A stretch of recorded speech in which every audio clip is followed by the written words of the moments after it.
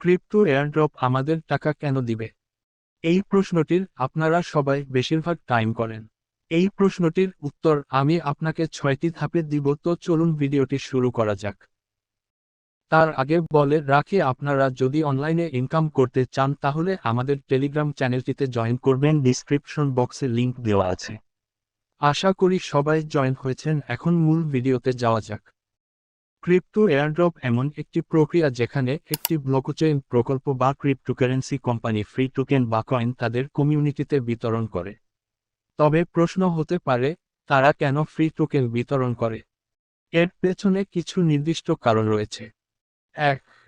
Marketing ও প্রচারণা। নতুন প্রকল্প বা কয়েন সম্পর্কে সচেতনতা তৈরি করার জন্য এটি একটি জনপ্রিয় কৌশল। ব্যবহারকারীদের মধ্যে আগ্রহ সৃষ্টি করা, প্রকল্পের পরিচিতি বাড়ানো। 2. নতুন ব্যবহারকারী আকর্ষণ। এটি ব্যবহারকারীদেরকে প্রকল্পে আকৃষ্ট করতে সহায়তা করে এবং তাদেরকে ভবিষ্যতে বিনিয়োগে উৎসাহিত করে।